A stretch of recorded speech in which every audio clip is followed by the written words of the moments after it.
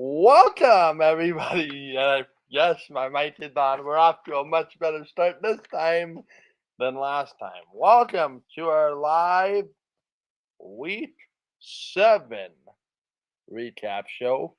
Tonight, we'll talk through all 4 games from last week, including the game that was moved due to COVID-related circumstances. We'll recap the other games. We'll give our players of the week, update our power rankings. Spoiler alert, there's a lot of identical in them this week. Talk about that as well. We'll also take your comments and questions in the chat throughout the night as they come in. This is all made possible because of our presenting sponsor, Game Time TV. You can learn more at facebook.com /Game Time TV MB. Hello to all of you joining us live tonight here on YouTube, Facebook, Twitter, Twitch, the Game Time TV YouTube page, as well as all of you listening or watching on demand. Before I bring in the rest of the panel, I do want to mention that we're a proud member of the Canadian Football Podcast Network. As always, we want to acknowledge that the Canadian Football Countdown is brought to you from Treaty 1 territory, traditional territory of the Oceanabi, Cree, Oji-Cree, Dakota, and Dene peoples, and the homeland of the Métis Nation, as well as from Treaty 4 territory, traditional territory of the Cree, Saulteaux, Dakota, Lakota, Nakota, and Métis Nation. Without further ado, let's bring in the rest of the panel. It's only 3 of us tonight, as Ryan Coop has the night off. He's trusted us with the keys to the car, so we'll attempt to keep this show on the road. Brave man. Yeah, the man you've already heard from. He is below me, I guess. Below me in the bottom part of your screen. His name is Adam Stewart. Good evening, Adam. Good evening, Mike. How are you today? Not too bad. I did, just so everybody knows here, turn the studio lights off because they are an incredible temperature above my head, as you can imagine, for an hour and a half. So you don't have to worry about Mike being kidnapped or anything. He's fine. He's all in a good place. Just thought I'd make that clear. And directly above / beside me, at least virtually, we say good evening to Trey Colbert. Good evening, Trey. I have the high ground. Had to say it. I'm doing great. Ready to talk some football. Yeah, it's a good week. Let's get at her. So one thing quickly before we get to the week that was on the breaking news, there are 2 elements of breaking news that I wanted to touch on quickly. A minor trade and then an unfortunate passing this week in the Canadian Football League. We did want to mention that on Wednesday night show, there will be a major announcement. So you'll want to stay tuned for that. Exciting stuff happening, as always, with that. So you won't want to miss it. They'll go Wednesday night. In fact, it's 48 hours from right now. So make a calendar notification. Wednesday night, 9 p.m. Central, 8 p.m. Mountain / Saskatchewan time, 7 p.m. in the Pacific time zone. Adjust your time zones accordingly to where you're tuning us in. And we thank you very much for tuning us in. I'm not sure which one of you wants to discuss this, but we did have a minor trade in the CFL today. Adam, I don't know if you have it up in front of you.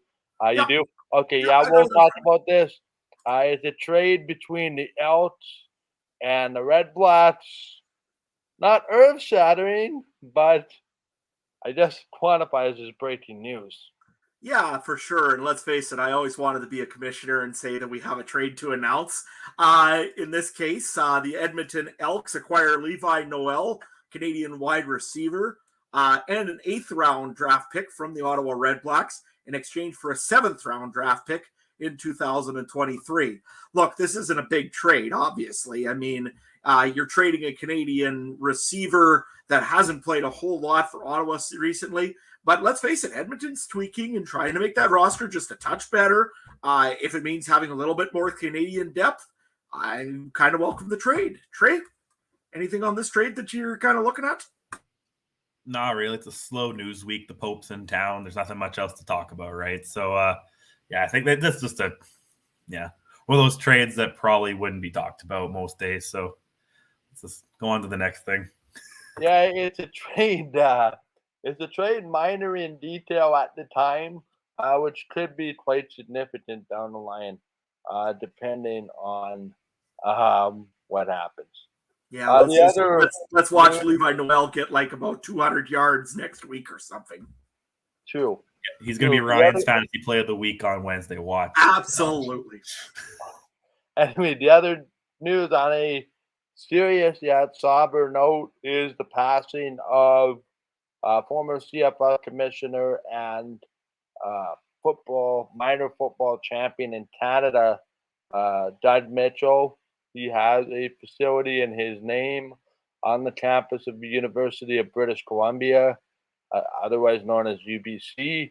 I just wanted to share quickly, he was the sixth commissioner of the Canadian Football League. He was the commissioner of the league from 1984 to 1988. There is a brief statement here from Randy Ambrosie, which I'm going to read a small snippet of. You can find this online for the rest of it. So I'm beyond saddened by the passing of Doug. His incredible passion for Canadian football inspired players, coaches, and executives to further his dream of building character and uniting the country through our great game. The statement continues.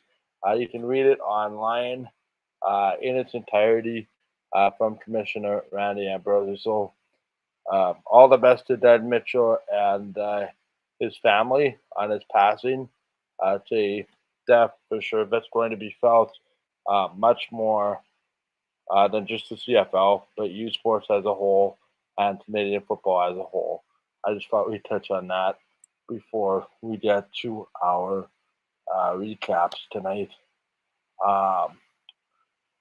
We'll also, I just got your note here, Adam. We do have some other breaking news of the not a death related, but cancer related from a fairly significant football player, at least in college, and was looking forward to a great NFL career. It is at least on hold for the time being, Adam. Yeah, John Mechie, the third first-round draft pick, I believe, of the Houston Texans. Second round, 44th overall. He had a great career in the University of Alabama. He's going to be a great football player coming up, but he was diagnosed with APL recently here and will miss his entire rookie season. It's terrible to see. I think all of us wish him all the best. And he'll be out there sooner than later with Houston. Just unfortunately, not this season. Yeah, you never want it to happen to anyone, never mind a receiver as talented as Mechie. All the best to him and his recovery from that. With all the off-field news that we just talked about, a trade, an unfortunate passing, and a cancer diagnosis, it's appropriate that we turn our attention to what has happened on the field this week. And the first game I want to talk about is the game that started our doubleheader on Thursday night. This, to me, guys, was one of the more exciting games of the CFL season. I don't know if you would say the same, but when there is, 73 points scored between two teams, sort of unconventionally in certain ways. What do we make of this? I mean, I should preference this by saying I will take a little bit of credit for waking up the Alouettes offense, because I was talking to the guys in the group chat, and this was about early in the second quarter. I'm thinking, oh boy, I already regret the Trevor Harris decision from my fantasy pool. And then all of a sudden, I put that, hit send, boom, he throws a couple deep passes. And the next thing we know, it's the start of a big day for Trevor Harris. Trey, what do we make of this? It's like, we've been critical on Trevor Harris on this show the last couple of weeks. And slowly but surely, he's kind of said, you know what? You've given me no reason to put me back on the bench. This may have been his best start of the season to date, Trey. Oh, yeah, I agree. And it was a game for both teams they needed to have. They needed to put some explosion in their offense, and it was good to see Montreal do that. But the question I'm going to ask, and everyone wants to know, was it just too bad Eastern teams beating up on each other? Or does now that Montreal put up 40 points, does that really equate into them doing anything against the West? Time will tell, but it was a very good game. Adam? Yeah, absolutely. When you look at the stat line, I mean, Trevor Harris, 80% of his completions, 25 of 31 for 341 yards, 2 touchdowns, and not a single pick. The key word on there is no interceptions. The guy has had a good start in this game and kept it going throughout. Used his receivers real well. Hergy Mayala, I mean, was 5 for 5, caught all targets towards him, 102 yards. 35 yards after the catch, which is pretty great. And also that big, long 69-yarder, which is real nice. And 1 touchdown as well. Like I say, the Montreal Alouettes had a good offensive game on the ground and in the air. And it showed this week against the Ottawa Redblacks team that's maybe a little suspect on getting the long ball thrown at them. Now, I don't know if this is supposed to be funny or not, but I find it funny. We did a comment from Chris in the comments. He says, I'd like to start a new segment this week called Things I Learned. He goes, just kidding. Caleb Evans, 33 points. Wow. What do we make of Caleb Evans as we switch over to the Redblacks side of things? This is the guy that was clearly outmatched at times last year. Really was wondering maybe if he had a spot in the Canadian Football League, Adam. But Caleb Evans quietly has not won a lot of football games, but has certainly given his team ample chance to win at least the last 2 games. Yeah, absolutely. I mean, he's given his team ample opportunity to win these games. Essentially, it came down to defense again this week, and just they could not hold off Trevor Harris or make a good play on Antwi or on Lewis or any of their receivers to either get a strip or get a ball. So to me, I think this is more on the defense than it is on the offense. Caleb Evans, again, also had a great day. Not maybe as great on the completion side of things, 62% completion rate, but a 25 for 40, 297 yards and a touchdown. He did do what he needed to do to get his team a chance to win this game. And I mean, both the stat lines were very similar. Darvin Adams is one player also that finally had a great game, 9 for 13, 118 yards, and an average of 13.1 yards. He's had a great game as well as 1 touchdown. Ottawa's offense, there's nothing that could be said that was pretty bad about it. William Powell even had 79 yards rushing, which is a big thing. Again, Trey's going to probably talk about that in a few moments. But, Caleb Evans did what he had to do to get this team a win. And, he got 33 fantasy points. Of course, Trey picked him, and I backed off of him because, I overthink things and end up picking somebody else later on that we'll talk about. Ottawa had a reasonably good offensive game. I think their defense is maybe a little bit more to be desired. Trey, what did you see on Ottawa and Caleb Evans? 33.1, boys. 33.1 points. Don't forget that. And yeah, they ran the ball better. And literally they were a Darvin Adams weird swat down catch away from potentially tying this game, right? So Ottawa's right there offensively. And like I said earlier, I don't know how this is a team that might, like I said, that scared me offensively to my Eastern crossover, which is not happening, I don't think, anytime soon. But I still think Ottawa's got a shot at turning the tables here. And Caleb Evans, they just need to tighten up their defense. And I think their offense is right on par. Back to you, Mike. Just to pick up on that, Trey, is that kind of the sleeping giant? I mean, I know Ottawa hasn't won a lot of football games, if any. But is there? I don't want to say positives for being close because close doesn't cut it in a lot of cases. Just ask the Bombers. They had a year years ago where they won like 5 games but lost a whole bunch of games by one possession. It didn't get them a playoff spot in the end.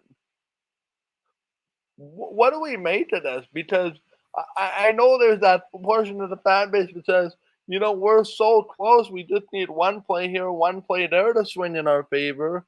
The other side of it is the record doesn't lie. And when is there going to come a point where, you are what your record says you are, which is last in the East at this point and fighting to potentially keep that crossover from happening, Trey?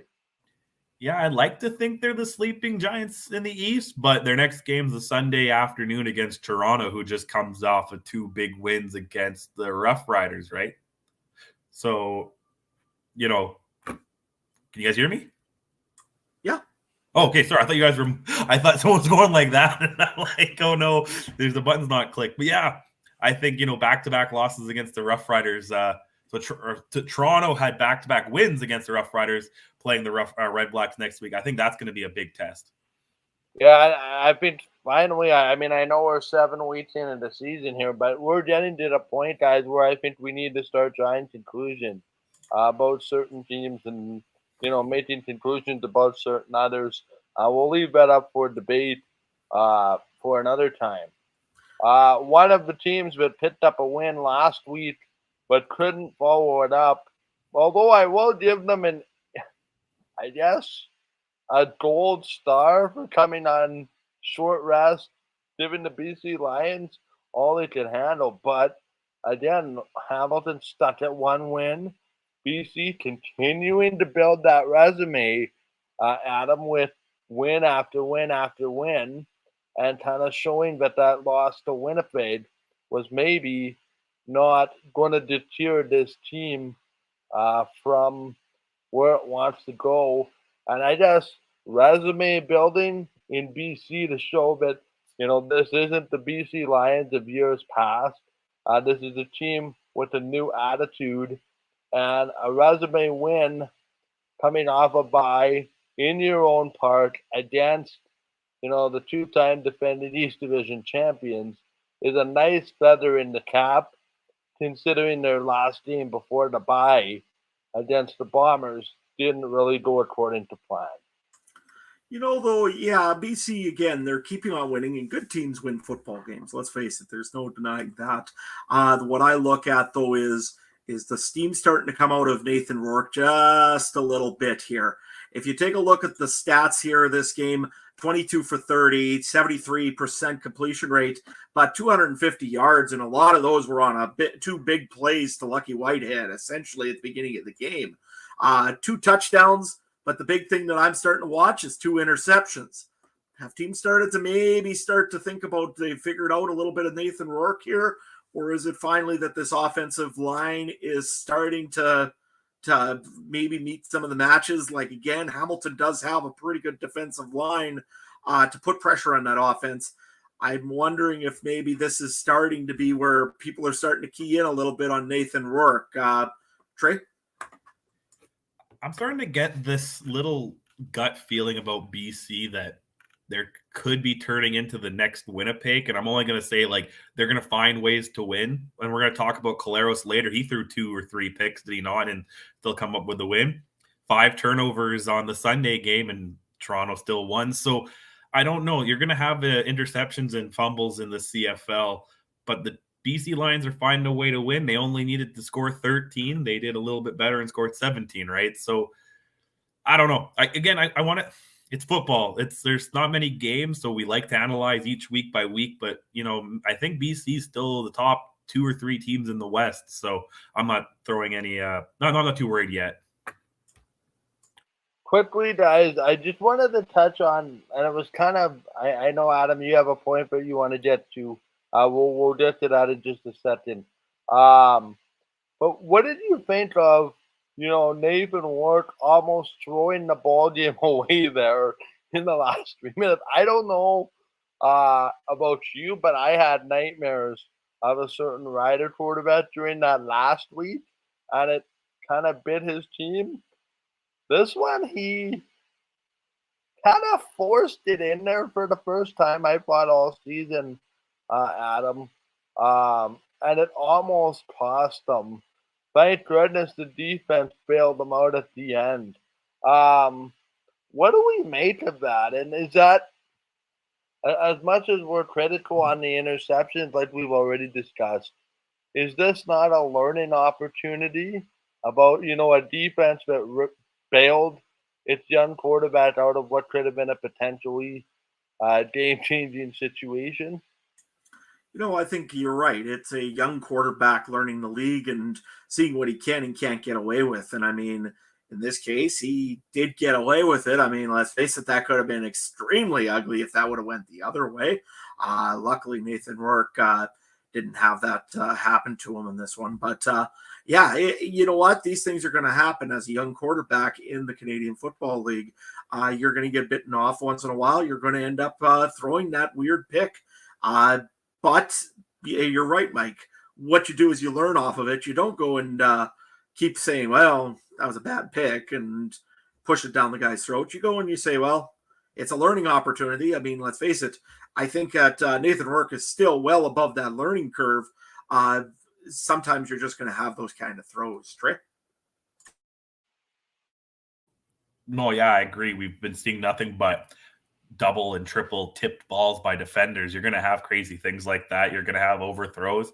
He's still a relatively young guy, and yeah, the O-line might not be the best in the league. So I think BC's right there. Like I said, I think we're going to have a little bit. I want to see them again play Saskatchewan, Calgary, Winnipeg again before I really start getting too critical on these guys, because yeah, I think BC's right there, especially in the West.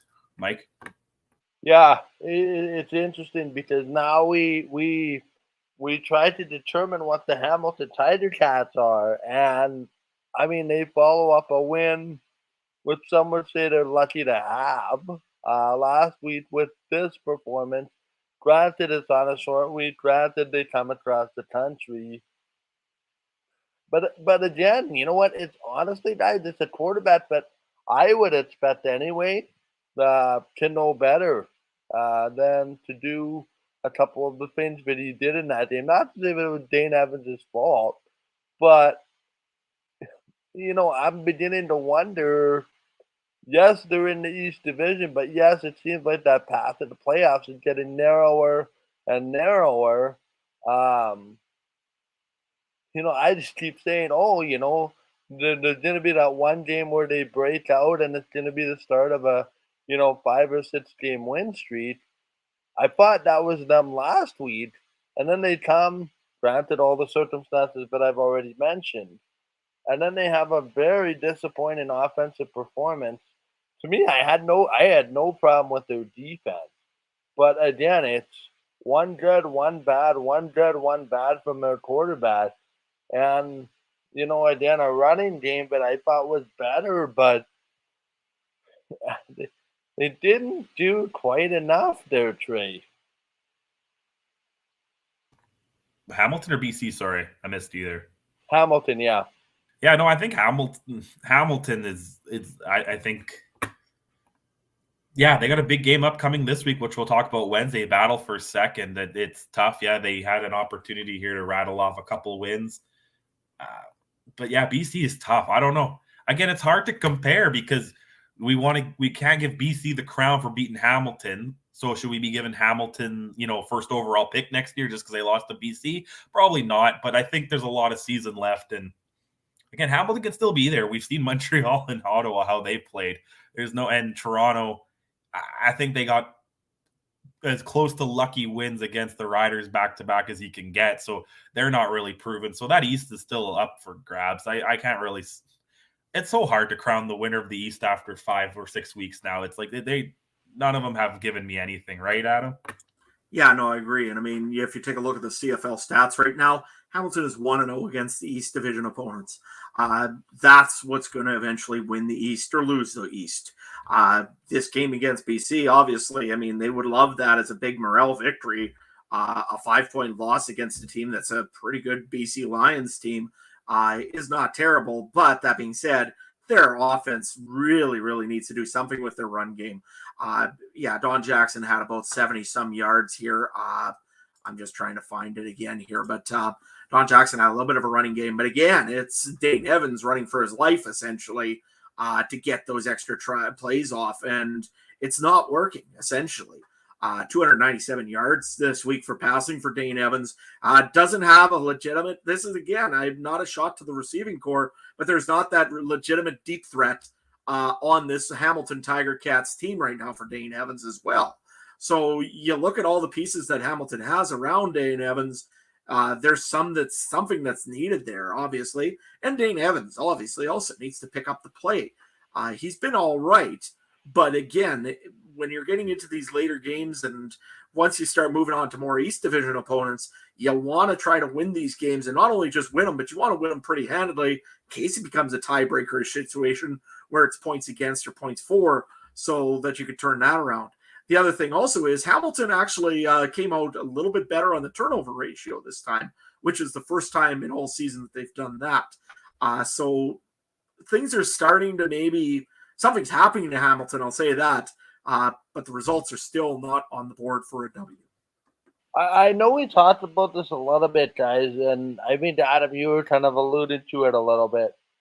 Are we really seeing the true value of guys like Brandon Banks and Jalen Atlin? I know they're on two different teams right now, but are we starting to appreciate their value a little bit more for when they were in Hamilton? Yeah, I think so. I mean, let's face it, the Jalen Atlin coming over into Ottawa has not really done a whole lot so far this season. Brandon Banks, other than a good return last week against Saskatchewan, really hasn't done a whole lot. Also over in Toronto, has some steady, stable games, but hasn't been that dynamic receiver that we're used to seeing out of Brandon Banks. So yeah, there's something with that. That being said, maybe it was because we had all the pieces in one place. Maybe there was more receivers to spread the ball around with. But it'll be very interesting to see what happens when Hamilton gets a little more healthy and a guy like Lamar Durant gets back as well, Mike. For sure. Adam, I just noticed you wanted to add something. So we'll backtrack here quickly.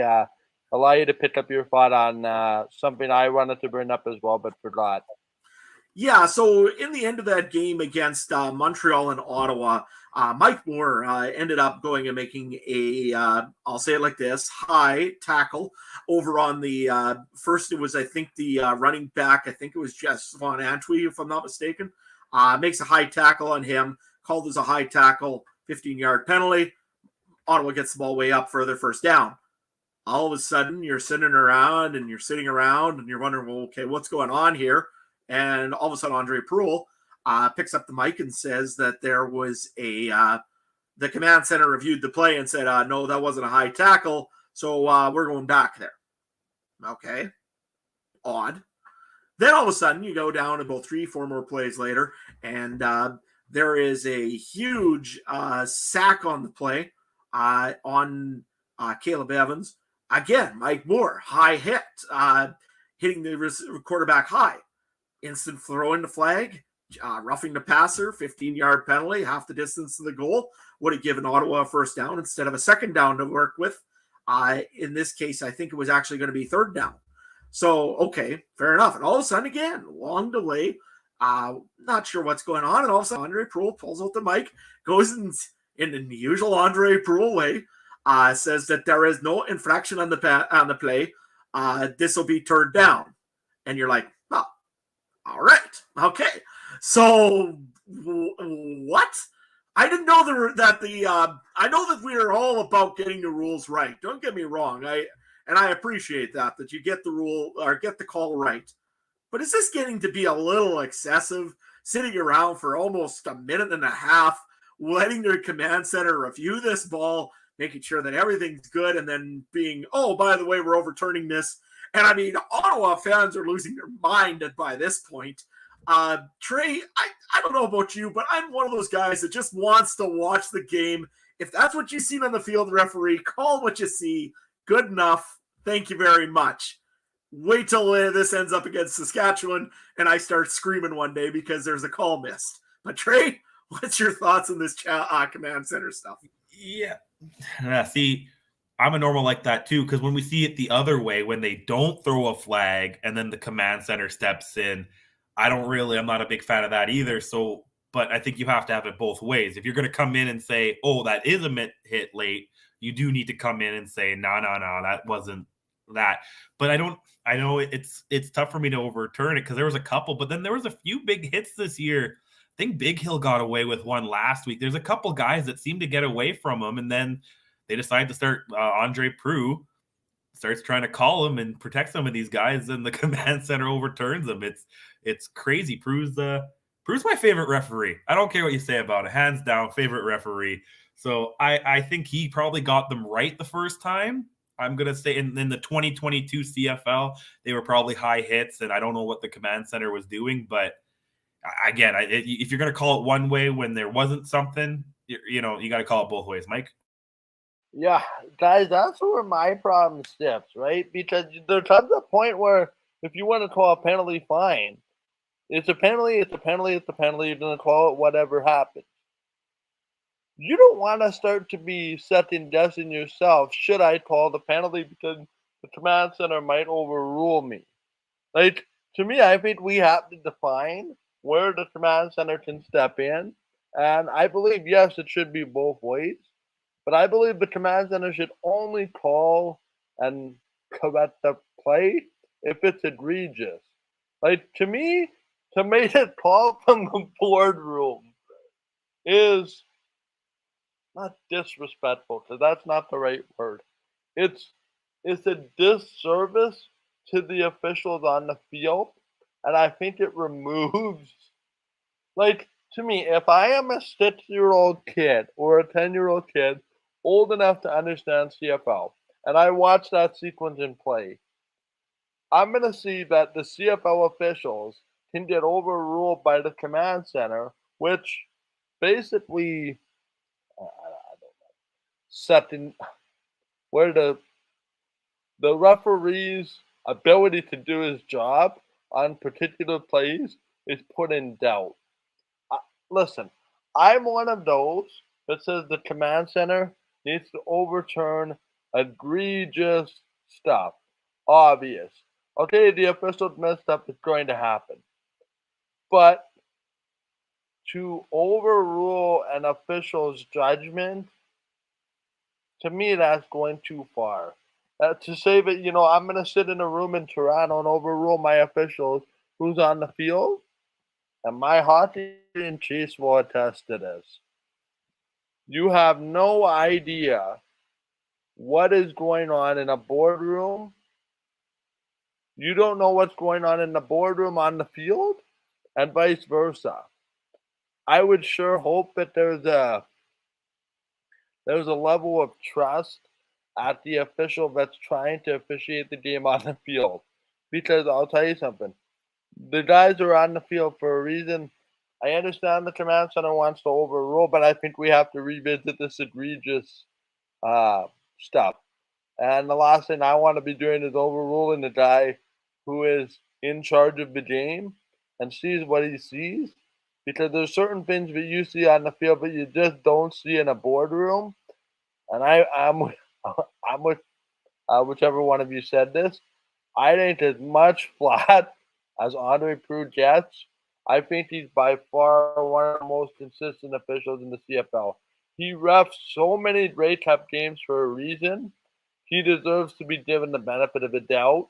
And I think there needs to be a discussion about the command center only overruling the egregious stuff and let the officials on the field actually do their job. Because if they see something and they want to throw a flag, I should be able to accept that as the command center, unless it's so obvious that everybody in the stadium knows. That's where you can interject, or if you want to be the eye in the sky, for a ball spotting or a player injury, Other than that, to me, especially, I don't want to say I find it disrespectful, but he's one of the best referees in the CFL. To overrule his judgment to me, yeah, it doesn't sit well with me. So, again, we have it. Like you and I, Trey, are football referees. You see something on the field, I see something in the boardroom. You might see it differently than I do, but that still doesn't mean that I'm gonna overrule you unless I say, "Hey Trey, you really, really want to have another look at that one." Well, Uh, see, I think they need to get man away on from man, the right? judgment call. They need to get away from the judgment calls. They don't command center holding, do they? Because Right, holding is a right, judgment call. They should get rid of the pass interference because that's a judgment call. And maybe egregious ones, but that ticky hand stuff, I don't want to be waiting 10 minutes for that. And again, right. with the hit to the head, again, I think it's a clear hit. Like there's a clear, like if a guy, I don't know. I think they got to get rid of a lot of the judgment calls. To me, hit to the head isn't a judgment call. You see it, it's up, right? But Right. holding, pass interference, sometimes a little bit more ticky, and I want to get rid of that. This is the whole episode for me. We were trying to stay away from Trey rants today to do a quick show, I think. But the officiating on the field's been fine to me. Yeah. I think it's again, and like you to your point, the command center's overriding probably the better ref, one of the top head refs in the league. And that's not a good look. I like the word disrespectful. It's probably on the right line, right? If I'm Andre Prue, I'm on the phone with my the referee. There's a referee PA or whatever. Yeah, I'd be on there being like, what the heck are they doing to me? So anyway, yeah, that's what I would do. But yeah. It just ruined the flow. And I think Chris Hominick put a good point up there. He said, it's like the command center using the force on the referees. No, you will change your mind on the field. You're right, Mike. You've got those guys on the field. If you don't need them on the field, well, take them off there. They might get hurt or something. You never know. No, they're there for a reason. I mean, Andre Proulx, his crew is one of the best, and Andre himself is one of the best crews out there. You're going to get a pretty good game called no matter what time when you get Andre Proulx's crew. What drives me nuts is you're right. These egregious calls, fair. If it's for player safety, you want to take a guy off the field because of safety, fair. I can understand that. But if it's just for calling just calling a referee and saying, no, you're not right on a possible safety issue, really? That doesn't sound right. So to me, I think that the CFL probably needs to look at this and say, okay, here's the things that we will watch and monitor, but it better be egregious or we're not going to call it because we have faith in our referees. And the other side of it, too, is I think, and I've long advocated for this, and this is going to be way longer than I wanted to want it, but I think it's a point that I think needs to be made. We need to have an explanation, kind of like they had in the USFL, where we're in the command center and we're actually seeing what they're going through to change these calls. I think that would change a lot of perspectives because right now, you and I, like all three of us, are having this discussion based on information that we don't have. It might have been the right call, but then why was it the right call to overrule that? We're just going and saying the command center is, overruling the officials and maybe a sign of disrespect or however you want to put it. But I think having a mic'd up, I don't know about you, but I don't want to stray too far. But there's something about having the officials, and they do it in the NFL. A big game, a game of the week, has Mike Pereira in the broadcast booth talking through the calls. ESPN started to do this for hockey. The CFL should do that. They should have an official in the command center explaining things because I think it would go a long way to your credibility, for sure, there as well. Let's quickly talk about the third game this week before we get too far away from the topics at hand. It wasn't pretty. It wasn't a patassa, but at the end of the day, it was a wonderful mess of doodle art. The Winnipeg Blue Bombers find a way to upend the Edmonton Elks in a game where the Bombers weren't at their best, improve to 7-0 while the Elks fall to 2-5. Let's get an opening thought from Adam on this game. Well, first things first, stat that stands out to me is 7 throws that were complete for the Winnipeg Blue Bombers. Zach Collaros, you're known as a game manager. That means you throw low, short, and hanging, high completion percentage passes. Sorry, Adam. I thought that title belonged to Matt Nichols. Well, I mean, this could have been the Matt Nichols Bowl for what this was, because, I mean, man, this was definitely something. I mean, Zach Collaros, 7 for 16, 43% completion ratio, 188 yards, 2 touchdowns, 2 interceptions. We take the film and burn this one for Zach Collaros because it wasn't pretty. But that being said, Dalton Schoen again just balls out whenever he gets his opportunities.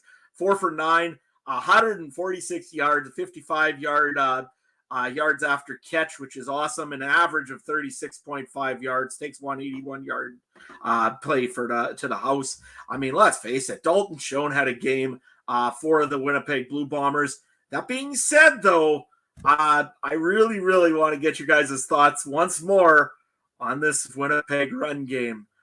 This is a team that, again, the Edmonton Elks are the worst in run defense, and there was not much going there for the Winnipeg Blue Bombers. Usually when you don't see a lot of passing yards, you see some rushing yards. Again, nothing out of the Bombers in this one. Trey, let's hear the theory. Yeah, I was going to say that's the second craziest thing to Collaros' 7 completions is the rushing yards. There wasn't any. So where are these 24 points coming from, man? Like, I don't know. But I don't know how the Bombers seem to pull this one out. They have a horseshoe shoved up somewhere. And, I don't even know what to talk about this game. Other than Dalton Schoen, like, no one really had any breakouts. Kenny Lawler almost hit 100 on the other side, but that would have been, Edmonton's story. What was the story here? There was no real, like, huge returns. There wasn't anything crazy. What a game. It was the CFL, you can have a terrible game and somehow it will still be good, right? It'll still be kind of tight or whatever. I was actually kind of on the other side. I was really impressed with Cornelius. I thought he was going to actually maybe pull one away early on here. I was feeling the Elks might actually have a chance. He's a big guy, but somehow he's elusive, and I don't know how you can't stop a 7-foot tree running right at you. But you would think that Biggie or some of those guys would chop it down, but no, he just kept finding first downs here and there and big moments, and he actually made some big plays, I thought. And yeah, I don't know. Again, it's Winnipeg just trying to find a way to pull one out. Mike? Can we talk about Duron Carter? Just like... Yes, please. Yes, please. Yes, please. Yeah. I don't know, Trey. Do you want to pick up my thoughts? Because I'm wondering if we're thinking about the same thing. Oh, I don't know. All I know was he only picked up 3.5 points on fantasy, but that was the best 3.5 points I could have asked for. I don't know where he got him, possibly on the kick return, but that sliding catch, that was as soon as he comes up, I'm like, that better be fantasy points, but it wasn't. But yeah, probably the best 3 points gained in CFL fantasy. It's interesting, right? Because we look at, Adam, you're kind of laughing at me that I'm saying this. Both of you are.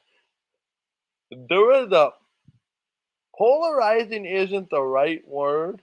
I don't know. Or it might be too strong a word when we talked about, Duron Carter. But credit the man. He does something every single time he takes the field. And, this might not be related in any way. Sometimes I wonder if Chris Jones realizes that he has an offense. Because, listen, this is like, he is so defensively centered that he thinks his defense is going to score 21 points a game. And they're going to win 21-17 as the result.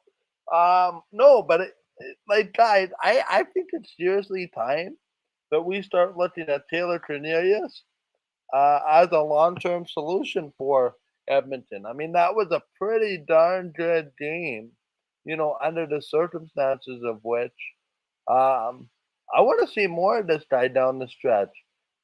Probably one would suggest that Trey Ford might be the future of the Elks. Who knows? But Taylor Cornelius certainly hasn't hurt his opportunity um, to get a roster spot. And, it's close again, but yet another home loss. And, to me, it was that play Dalton shown at the end of the half there, right when it looks like, it's going to be 10-6 or whatever it is at halftime. And, Talaros finds Dalton Schoen for the 80-something yard catch. And Schoen turns on the afterburners and lead goes into the end zone.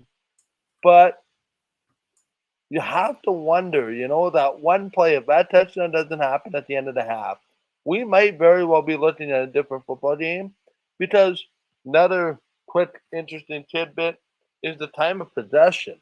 I mean, take the fourth quarter out of this, the time of possession is probably 3-1 in favor of Edmonton, and yet Winnipeg had these quick strike plays, which made all the difference in the world, and this bend but don't break defense showed up again, with some sacks, Trey.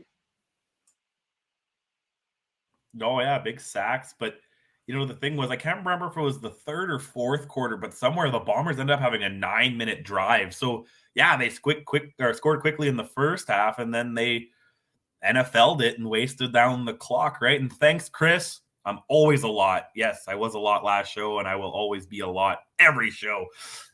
Always here every Monday and Wednesday on the program. But yeah, I was pretty impressed. Like, again, it's a weird game to look at. 7 completions and no running, and it's not like they had a bunch of pick sixes or anything or kick returns. It was a really weird game, but they find a way to win. And I agree with what you said. I think Cornelius is probably the solution until at least Trey Ford comes back, and then that discussion can start. But man, Edmonton needs a win at home. I'm starting to feel bad for them, Adam.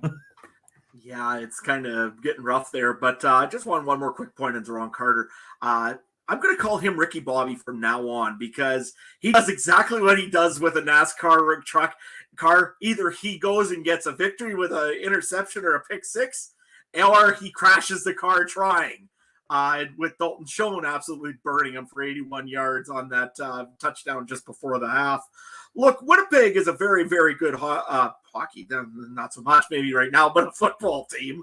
We'll talk about that another day.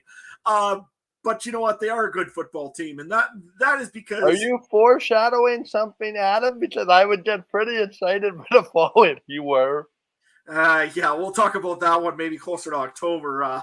Anyways, no, you know what, guys? The Blue Bombers are a very good football team, no doubt about it, because they find ways to win when they should have no business winning football games. This is a perfect example of that.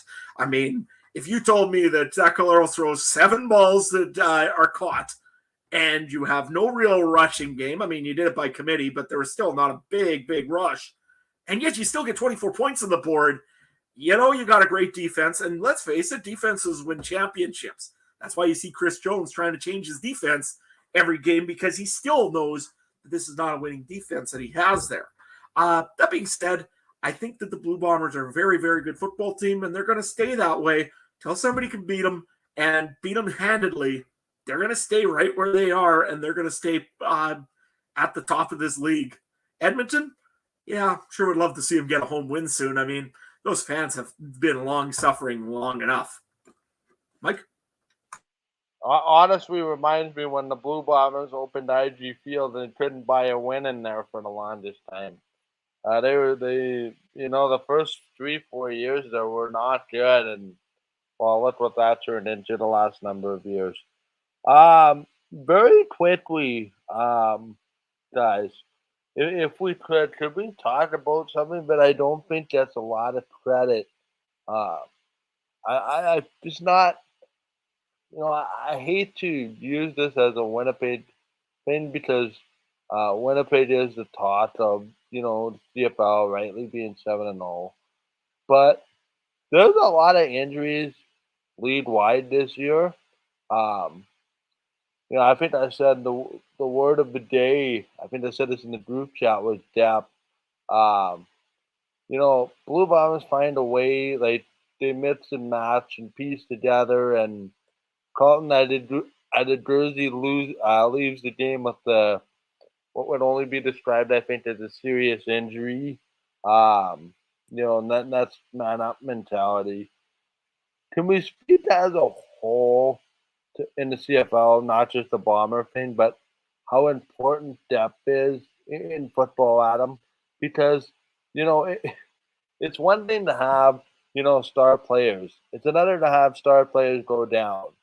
It's another to find the right pieces to fit in with those star players. You could equate this to Winnipeg if you want, but I think there's other examples out there, for sure.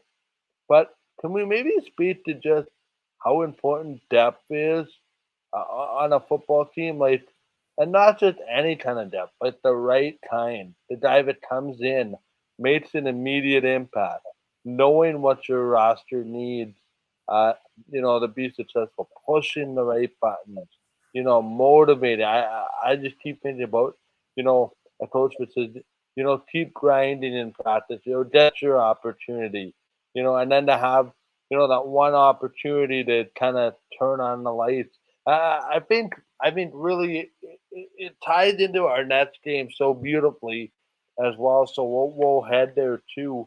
But if you could, Adam, just speak to some of the depth across football and how important that is. Yeah, I mean, it's everything, right? I mean, if you've got those injuries again, let's face it, my team is Saskatchewan, and of course, you've seen a lot of depth there last week. You had 22 guys at one point, either on the injured, on the COVID, or on a combination of both lists. And I mean, it's huge. I mean, if you've got a good guy that you can just fill in as next man up, and this is what Coach Jones, I'll give him credit, is trying to do in Edmonton. He's got his core players that he wants to have, but he has no depth behind him. I mean, let's face it, one of those guys in the defense there goes down. For example, Deron Carter was out here for a while at the beginning. They were suffering in defensive end because they didn't have that person behind them. You look at the Winnipeg Blue Bomber team. I mean, I don't know who does their recruiting for wide receivers, but I mean, it seems like he must have a Rolodex with them already because, yeah, they just keep rolling through guys. Dalton Schoen, he was nowhere this year. He's probably right now, unless somebody else comes up, almost already a shoe-in at week 7 for Rookie of the Year. I don't see anybody else catching him right now.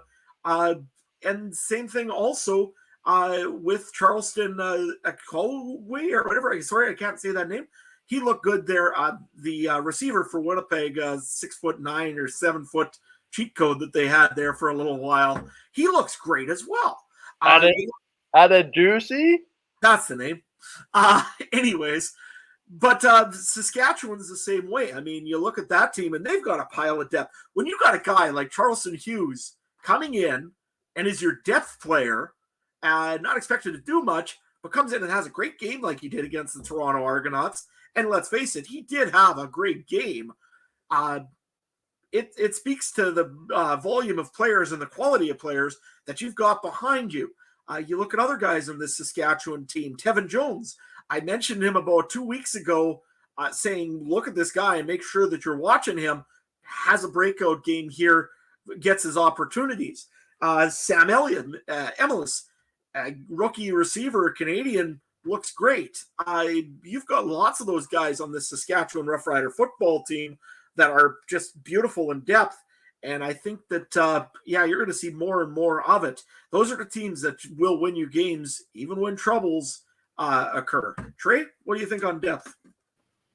I don't want to start having too long of a list of Trey's keys to the game, but depth should definitely be in my top 10. Family Feud, number 6 on the board, Richard Dawson. But yeah, we see the depth. Winnipeg seems to have it this year. Some other teams, not so much. I had a point. Oh, it was Mike. Mike said beginning of the year before our first opening season game of the year. I'm pretty sure you said this is every year the CFL, someone rises to the top that you least expect it. And it might be that guy that the drunk me at IG Field on the preseason Bomber game says, who the hell is Dalton Schoen while he's catching a bunch of catches? That might be the guy so far this year. I was just thinking to myself the other day, wasn't there another receiver that had a great year his first year or two in Winnipeg and then took a big payday in Edmonton? Well, Dalton Schoen, I mean, okay, knock on wood, week 7, but he's playing better than Kenny Lawler is right now, so he might be on his way out in the next year or two to somebody else, right? So, yeah, the depth is great right now, but it's hard to keep it all.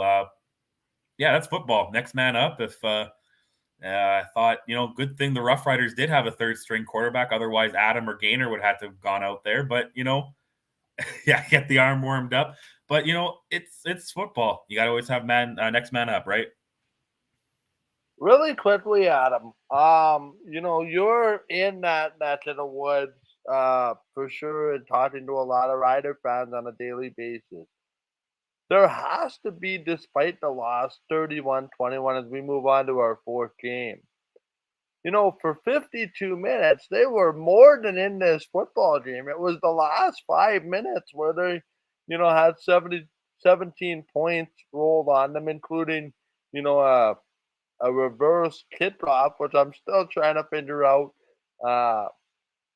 We'll get to that in a second, but that might be one of the more. And I'll full disclosure, I listened to the Sports Cage Radio Roundtable just to kind of get the temperature of Saskatchewan. There have been losses where the team has been, or the fan base has railed on the team, and rightly so over the years. But yesterday seemed to be that I hate to suggest this, but that sobering reality of, hey, I'm proud of you guys. You guys actually gave it more of a fight than we gave you credit for. Is there more positives in a game like this, Adam, than negatives, so that if player X happens to get hurt, well, the guy that played yesterday, as we figured out for the most part, can fit in there quite nicely? And are people maybe not giving the Riders enough credit for what they did yesterday despite everything that happened?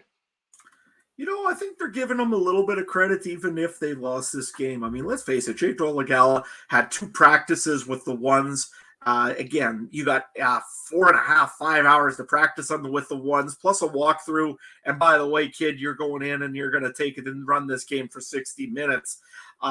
Let's face it, that's a tall ask for any quarterback, let alone one that's been on the PR for the whole season. The defense played lights out. I mean, keeping the Toronto Argonauts within this game and making a few interceptions that gave the Riders a short field. Just making good plays. Charleston Hughes, I talked about him earlier. That fumble recovery, again, I got to put it like this, unfortunately, because he kicked the ball forward on his own. And he had a great game. And again, not a guy you'd expect to have a great game, but he's there now. Tevin Jones, same way. If we need him, he's there. You did not see Mitchell Picton yesterday. You didn't get to see Duke Williams serving a suspension. You didn't get to see Shaq Evans or Kyron Moore. Kyron Moore might be back even this week, depending on how things go. So that'll be interesting to see in Riderville. But the thing that we seen this game was the resilience of this team to make sure that, hey, we're going to play hard no matter if it's our ones in there, our twos in there, or even sometimes in this case, our threes are even in there. We're going to play hard. We're going to go hard for the win every time. And like I said, I think Rider Nation mostly was pretty excited about what they've seen, especially because, again, you didn't see the starters essentially in this game. Trey, what do you think of the Riders' effort coming out of this one? Oh, you're saying Rider Nation was okay after a loss? That couldn't be, man. I'm just as surprised as you are, in all honesty. in the circumstances, yeah, they played all right. Other than a kick returner trying a little too much and trying too fancy, I was expecting that game to go to overtime. If not, Saskatchewan find a way to win it. Right when that ball was kicked off, and yeah, when that ball popped out, like I really put that on. I really don't like putting a game on one play in football because there's a lot of things that could lead up to that. But that is a tough one to swallow, and in Mosaic too. But those happen. We've seen Beatty miss one. We've seen other guys miss some and miss kicks. So yeah, I put a lot of positive onto Saskatchewan. I still think they're somehow going to probably go 2-1 or 3-0 against the Bombers like they always do. They're going to find some ways to screw things up, and I still think they have a good shot at playing a Grey Cup at home this year. So they just got to get healthy and keep wearing their masks. I guess they can't keep getting positive tests. That also, they got to stop knocking the running back's helmet off. That's usually. Well, we can talk about that. I could go rant about that too. I'm gonna steal a line from you there, Trey. I thought it was pretty well timed in the group chat when you talked about the Toronto Argonauts.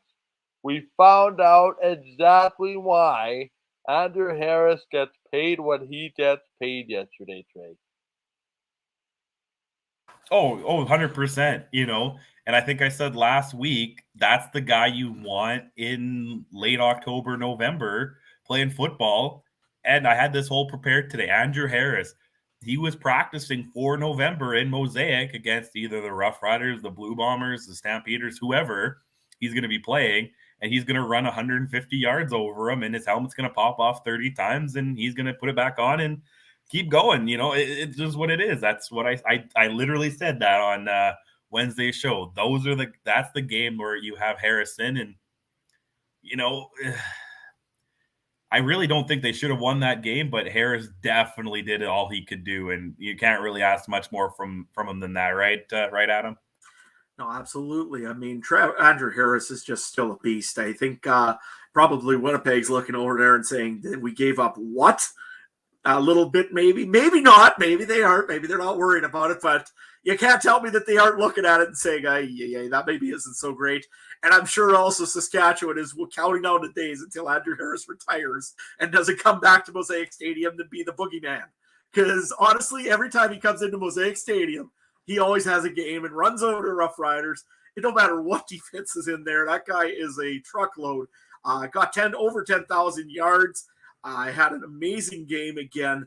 Like I say, I probably, as a Rider fan, I can't wait to see him retire because, man, he keeps burning my team. But, man, is it fun to watch the old Victoria Island Raider go running downhill.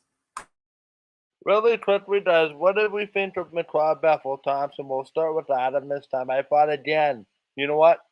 Didn't like his game very much at Touchdown Atlantic for various reasons. But they were fortunate to win that game with the interception that Cody threw in the last 3 minutes. But again, much better from McLeod Bethel Thompson. The question is, can he string these types of performances together? Yeah, exactly. And I mean, he's got to get a better start to games as well. Most times he never starts off very hot and is very slow starting. This week here actually had a pretty good turnout, 30 for 38. 336 yards, 200 touchdowns, 1 interception. Overall, McLeod Bethel Thompson had a very good game this week. Had a lot of help, I think, from Gittins Jr. as well, if I'm not mistaken. Had a pretty good team there. Overall, the receiving core, again, Brandon Banks maybe a little bit slower than what we're used to seeing, but maybe he doesn't have to be the hero when you got a guy like Gittins Jr. Over on the other side. Also, I believe, if you give me 1 second here, one receiver as well over for Toronto that I wanted to bring up, Markeith Ambles. He just seemed to be everywhere, all over the field. He had a good game overall, and let's face it, when it got down to the fourth quarter, knew he had a tired Saskatchewan offense, our defense on the field. So let's face it, that's Andrew Harris time then right after that. So good game overall by McLeod Bethel Thompson. I would like to see him, you're right, Mike, have a full 4 quarters like that, and the guy's going to be unstoppable, but also needs to get this done against other teams that aren't in green and white. Trey? real quick, the beauty of the CFL, we're just talking about a game on Saturday or Friday night, sorry, that the quarterback had 7 completions and there was no run game and they win. This team almost lost, and you have a quarterback throwing for 335 and a running back going for almost 150. So crazy CFL. But, I'm not as down on MBT as everyone else is. I thought he would – I don't think he's a premier. I would put him that second-tier quarterback under, Bo and Caleros. We could have a whole episode on that too. But, those top-tier quarterbacks, and then I put him in the second one. He needs to prove himself, and, again, we're going to talk about the run game, but also something they did, 7 passes to Andrew Harris for another 45 yards, get him into the game. And I was watching the highlights again. There was a lot of play action. Even if you don't go to Andrew Harris, that threat is always there. So, you got to have a run game going. And yeah, I think, when we start seeing more East games, you're going to see, like you said, who was it? Hamilton's hasn't got a win yet in the East. Toronto's got a couple wins here now against a Western team. I think they should be the favorite to go finish this East off early on. So I'm feeling good about Toronto. Sorry, Dave. Yeah, certainly. I think, one thing about the CFL, too, is, it doesn't have to be a perfect painting. And I just keep coming back to that NFL game. I don't know if you guys remember that years ago, Tim Tebow, quarterback of the Denver Broncos, threw something like 5 passes, and the one or 2 passes he made so in overtime, and the Broncos find their way to overtime, and Tebow decides to throw the ball on the first play of overtime from scrimmage, and he throws it for a long touchdown. You know what? Hey, it's football. Anything like that can happen, and I remember being a big Tim Tebow fan and maybe was yelling at my TV in a dead way when that touchdown hit. Really quickly, guys, let's talk about our Week 7 CFL picks and fantasy league results. We'll start with the betting. Pretty successful week all the way around for some members of the podcast, and others like me who don't make picks, well, can't complain. With your weekly update, here's Trey. Sorry, guys, I just closed out on it, but I think I have my results here. Yeah, we had a pretty good week. A couple of us. Let's go here. We'll go through our guy Ryan, who's not here. He's 15-12 on the year now. He picked up big wins. He took Montreal -2.5. He took Winnipeg -7 and Toronto +3. Only one he got wrong was -8 on BC, so he goes 3-1. BC won, but not by enough. Like what's Ryan's thing? That spread got him again. Almost gave him a perfect week. Then we moved to the Tractor Man, Adam. You're at 15-12 too, tied for second. You went 2-2. You got Montreal and Toronto, but you got BC wrong as well, and you thought the Bombers were not going to beat Edmonton by 7. Deron Carter needs to make that a pick 6, man, and it could have happened, but no. And now myself. I thought it was a trap, man. I thought it was a trap. You thought it was. I thought it was too for a little bit. And then I went 3-1. I'm 16-11. I'm just the new leader now, and I got BC wrong -8. I got Montreal -2.5, Winnipeg -7, and Toronto +3. Ooh, that juicy +3. That's a line that I really want to look at and what other websites had, because +3, you're coming off a win, and half the other team you have has COVID. That's a crazy line to think. And I said they're probably going to outright win, and they did. So, I'm 7-1 over the last 2 weeks. I don't think I could say that very often. Just keep my chair warm, Trey. Keep my chair warm. Well, I have a feeling you guys might, not to foreshadow anything coming, but you guys might be getting some help with that in the not too distant future. Really quickly, in the other fantasy results, this is the CFPN Football League. Trey, you pulled off a victory over Zach from Bonfire Sports. You improved your record to 4-3. Ryan, his unbeaten run comes to an end. He fell to Joe Pritchard from Maru's White and Blue podcast. He falls to 6-1. And Adam Menuz, much the same for you. You fell to the Argos Fancast this week and are now sitting at 3 and 4. You can follow all of these results on Twitter at CFL Pod Fantasy on Twitter, and check out all the other podcasts involved in a great lead, but I hear nothing but good things about.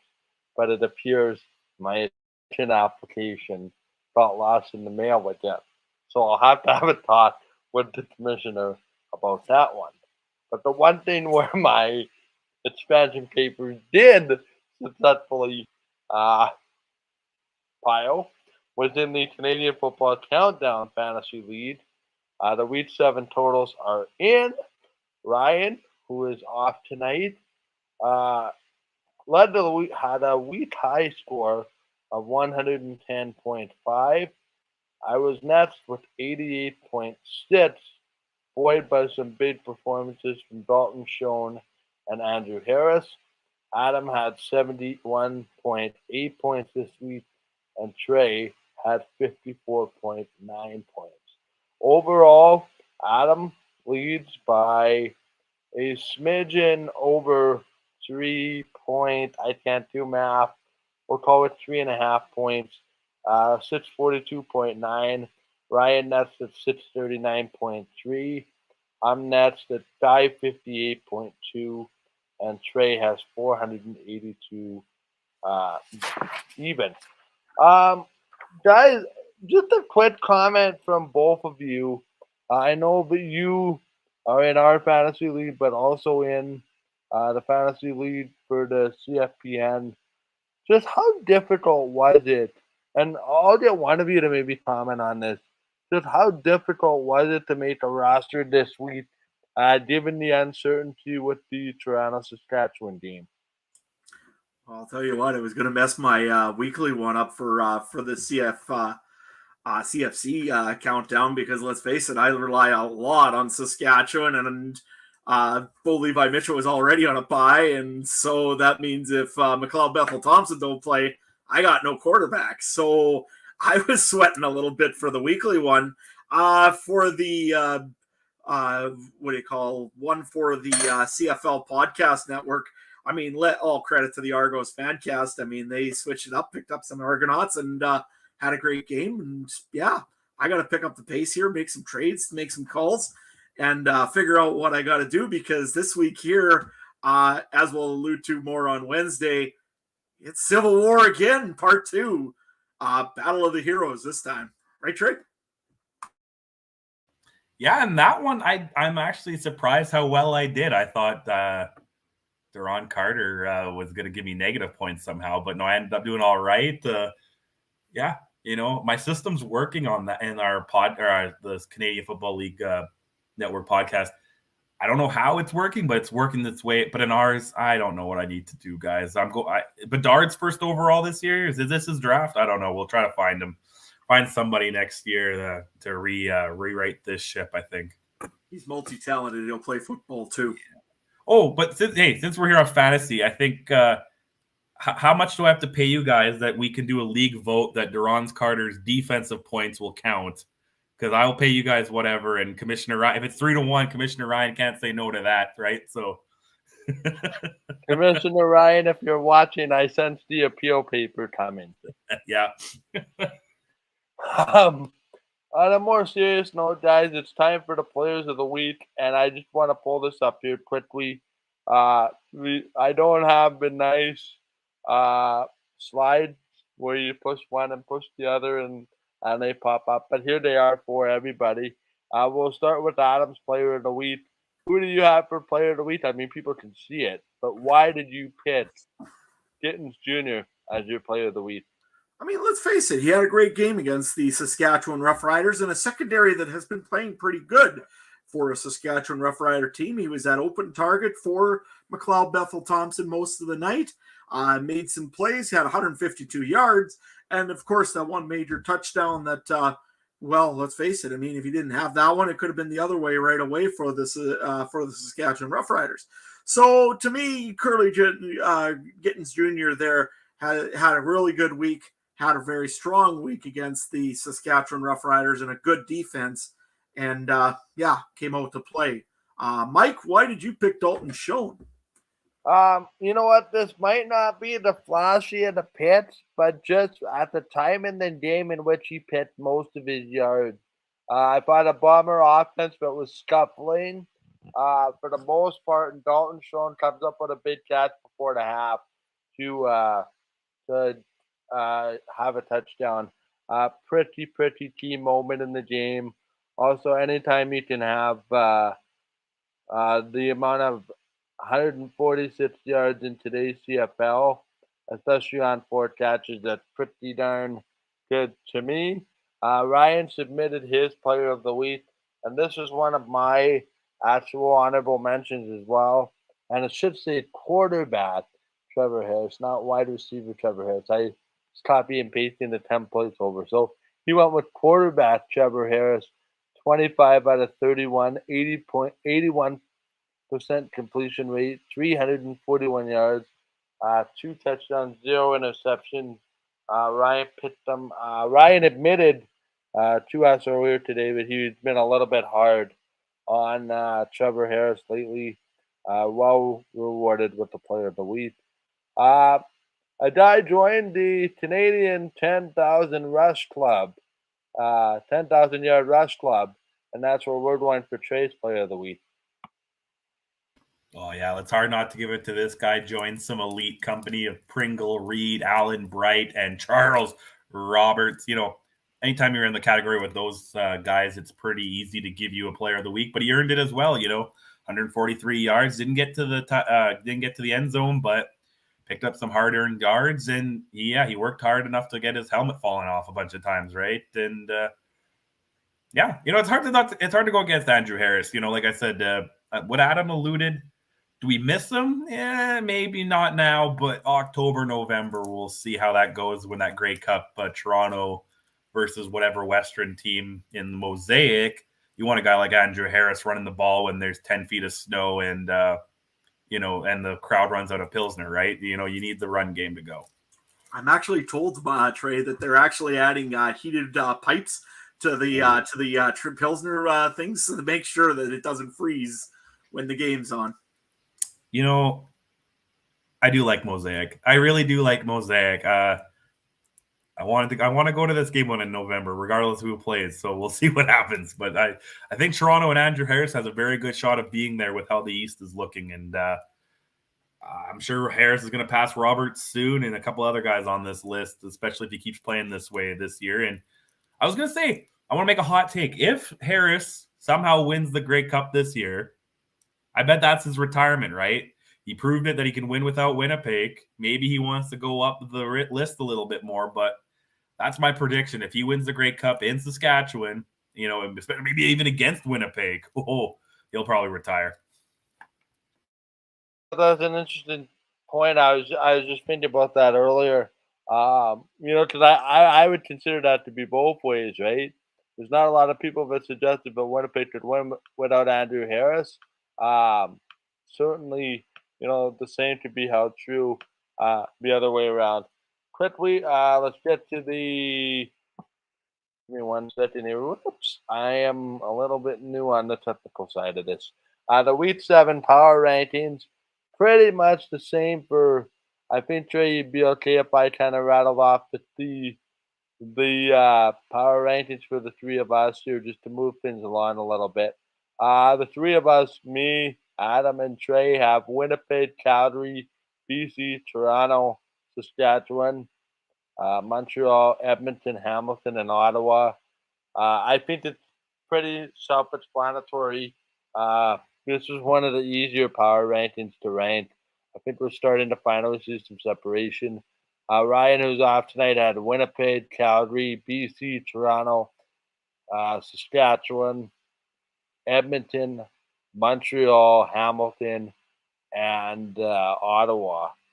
So those are our power rankings for this week. So now as we move on to wrapping things up for this week's edition of the Canadian Football Countdown, Just a quick reminder here. We'll look at what's coming up next on the podcast. And Ryan has been so kind to send me a note, which I'm going to make sure to read before I forget as well. He has a bonus episode coming up this week. It's going to come out on Friday. He'll be sitting down with college fantasy football analyst Brandon Sanders. You can find him on Twitter at CFF University to talk about some of the college fantasy football stars and how that translates to their success in the CFL and in the CFL fantasy world. So it will be out in video form and on podcast channels on Friday. So you get the regular show with Ryan, Adam, and Trey at 9 p.m. previewing next week. And then you get the bonus show on Friday because, well, we are nice people. And since it's not anywhere near Christmas, we like delivering, like Santa does, some bonus episodes every now and then. So looking forward to that chat with. In Saskatchewan, we do have a guy named Christmas, so I mean, it's just like a bonus episode, right? Right. And I just have a guy by the last name of Christmas, which is pretty cool as well. Yeah, Trey, I just got the note. I think you and I were driving along the same wavelength there. Just as we wrap things up on our Week 7 podcast, just a reminder that bonus pod drops Friday for audio and video on your podcast feed. They also have the Wednesday show, which will be at 8 o'clock, previewing next week. Also told by a little birdie that there will be a significant announcement that you will not want to miss. Unfortunately, I will not be on the show, so I will have to miss it. The only thing I will say to that is it is a game changer for this podcast, and particularly the way a certain segment operates. That's all you're going to need to know because I may have gone too far, but I want to give you a reason to tune in on Wednesday. And then the Week 8 recap will be next Monday, 9 p.m. Winnipeg time, 8 p.m. Saskatchewan time. Adjust your time zones accordingly as well. You can catch all these great shows and more live every week on YouTube. Search the Canadian Football Countdown, Facebook.com/CF Countdown Pod, Twitter at CF Countdown Pod, Twitch, twitch.tv/CFC Countdown Pod, and of course on Game Time TV and its new YouTube channel, all made possible thanks to our presenting sponsor, GameTimeTV.ca. I'm going to change the sponsor read because there's a new one coming out. You can find out all the information about Game Time TV by going to the new and improved website that was launched today. If you caught the announcement over on the YouTube channel, you're going to be able to catch all our content this season.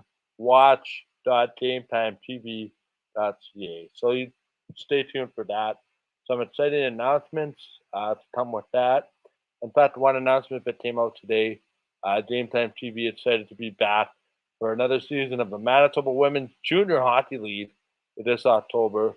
All 75 regular season games and every single playoff game and special event airing exclusively on Game Time TV.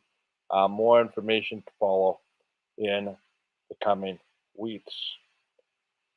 So before I give the final read, I'm going to give the floor to you guys for any announcements. You can find me on Twitter at Mike Carroll. Lots of information there to come in the next couple of days. Next couple of weeks, we get closer to the hockey season. Trey, where can people find you? You can find me on Twitter at Trey MB Harness. Yeah, I don't really talk about lately. I've just been sending Star Wars gifts to Adam and back and forth. But if you want to talk about UFC, hockey, football, baseball, big horse racing, if you can't tell by my name, if you want to see in about 20 minutes, I'll tell you if I hit the pick 5 at Assiniboia Downs, because last race is coming up, because I'm sure I'll tell you there. So yeah, at Trey MB Harness. Yeah, anytime you want to talk about anything. Adam, what about you? Yeah, you can find me over at Adam Stewart 1. Either I'm trying to troll Trey with Star Wars posts, either that, or I'm going and talking about a 28-3 or 28-5 drubbing from the Toronto Blue Jays over on the Boston Red Sox. I should also add that was way, there you go, Mike. There was way more points scored in that game than there was in the Edmonton-Winnipeg game. Come on, guys.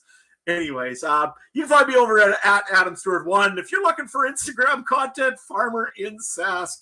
Yes, I know, it's pretty generic, but hey, you can find me over there as well if you're looking for some cool pictures of haying, or, just come and visit with me. I'm usually pretty easygoing. Yeah, see you on Wednesday. Come in for the CFL talk, and stay for the Star Wars banter. Mike? Yeah, that is a perfect way to put a bow on it, gentlemen. If you want to follow us on social media, you can find us on Facebook and Twitter at CF Countdown Pod. Make sure you check out CF Pod Network on Twitter for this and all the other great shows on the Canadian Football Podcast Network. Whatever podcast platform you're listening on, we appreciate all you do. We appreciate your patience as Ryan gave us the keys to the car this week. I can honestly say it's much smoother this week than the last week, as evidenced by the first 10 seconds this week. Also, the show wouldn't be anything without your comments, which have come in on the feed all night long. We appreciate it. Make sure you do all the other things, such as comment, like, rate, review, subscribe, share the show with your friends, help us grow the show. We wouldn't be anything without you, the viewer. Also, a special shout out to those of you listening to this on your podcast feeds or on demand. Make sure you join us when you can for a live show. Your support means a lot to us. Without further ado, that is going to do it for this week. For Adam Stewart, Trey Colbert, Michael Justin, have a great rest of your week. You'll see those guys, anybody but me, on Wednesday night. Enjoy the football, everybody. Stay safe. Have a great week. And we will talk to you next Monday night. Bye for now.